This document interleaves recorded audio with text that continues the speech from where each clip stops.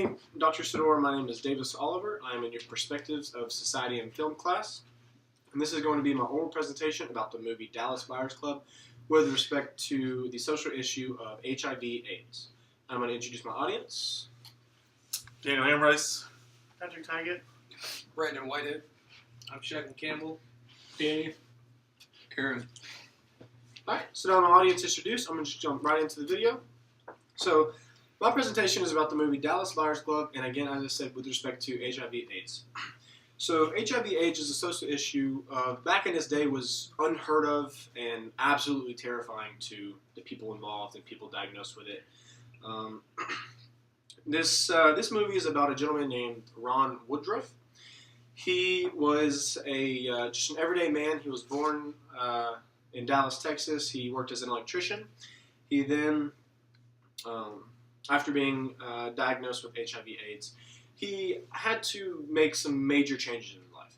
So he enjoyed going to rodeos and hanging out with his friends, which they were not very supportive of his HIV/AIDS.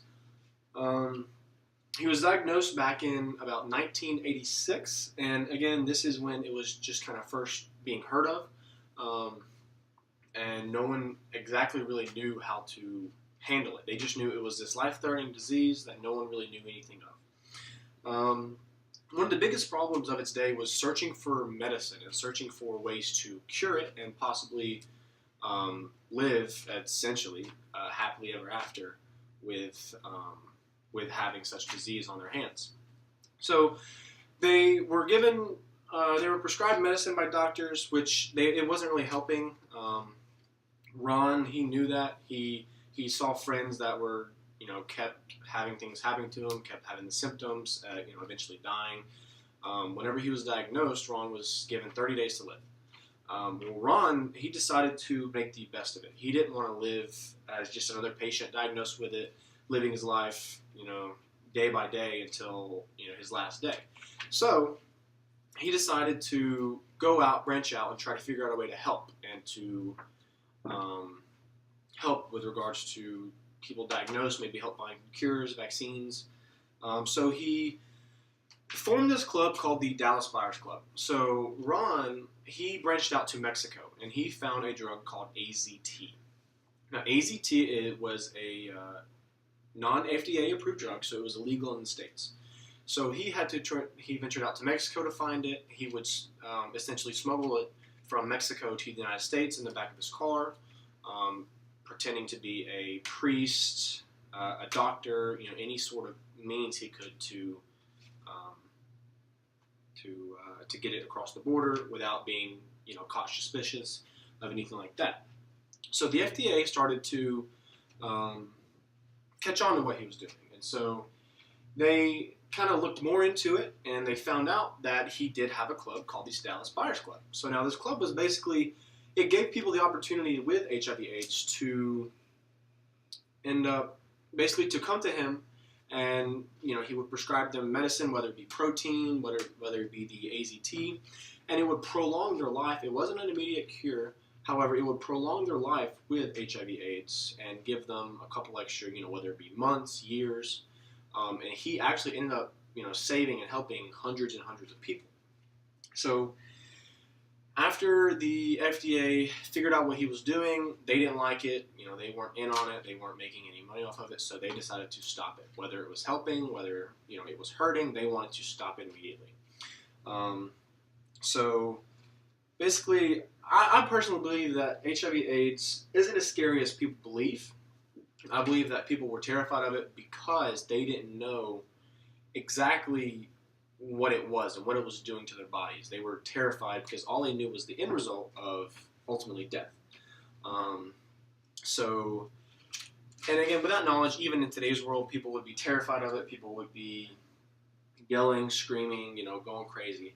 And, they wouldn't really know how to handle it. Well, you'd have those few people, like Ron Woodruff, that would want to take stance and try to fix and help the situation.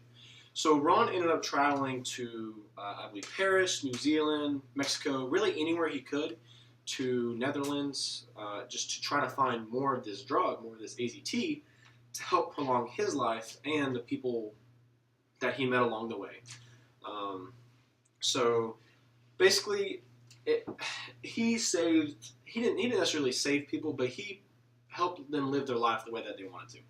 Ron Woodruff, he was initially diagnosed with 30 days to live. He prolonged it to just about 6 extra years of his life, while with taking protein, AZT, helping him just use any sort of, or I guess really helping him just find a way to keep going, find a way to keep the mental game up. So basically, according to HIV.gov, 1.1 million people in this world are diagnosed with HIV/AIDS. And technically, 1 in 7 people don't know they are. So that, the world full of 7 billion people, so roughly a small percentage, however, diagnosed with it, the majority of them don't know they are. And so there's a couple of different ways of how you can get HIV/AIDS. Basically, a couple of different ways. One is you can mix blood or bodily fluids with another maybe that has attracted the virus. You can mix the more typical way, and especially back in the 1980s, and this is just how people thought, is with same-sex contact. That would be, especially back in the day, that would be your more common way to put it, and common way to attract this HIV/AIDS. So that's just what people assume. Now, Ron and his friends, his friends completely disowned him. He lost his job. Principals were being, principals, school officials were being fired. Students were being expelled without any reason except because they have HIV/AIDS. And again, people did not want it. They didn't like it. They didn't want it. So, although still a life-threatening disease, people they found a way to live with it. And especially in today's world, with the advances in medicine and technology, there's no set cure for it. However, people are finding ways to live with it, ways to get by. And I believe that with today's world and the understanding that people have of it now, especially after it being here, especially for over 20, 30 plus years, is they're kind of more. They're not necessarily more okay with it, but they're willing to work with it. They're willing to fight for it and see change, especially like Ron did. His whole life, after that was essentially just, okay, how can I fix this disease? There's a lot of people in this world that have it, although there's some famous people that you might know more of, more so than others. You have Eazy-E, Charlie Sheen, Magic Johnson, Freddie Mercury. Those are just a few of big name people that, again, at the time people didn't really have it, so they're of course they're going to be completely scared, but now it's kind of becoming not more and more common, but more and more handleable, for lack of better terms, just simply because the longer people have with it, we're finding advances for cures.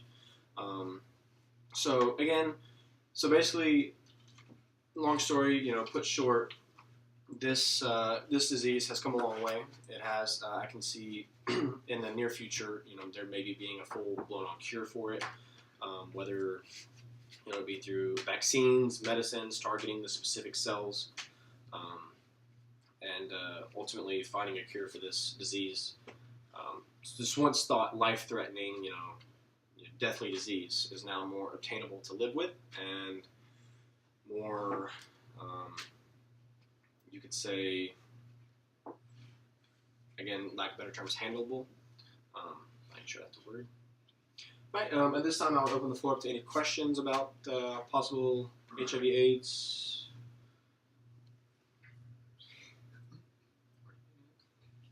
Anything? Yeah. What was the mortality rate for AIDS? The mortality rate? Essentially, back in the day, majority of about 100%.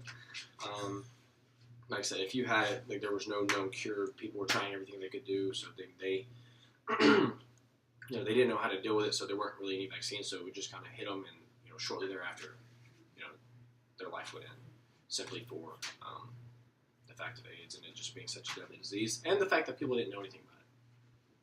So this concludes my presentation of Dallas Buyers Club with the social issue of HIV/AIDS. Thank you, and have a good night.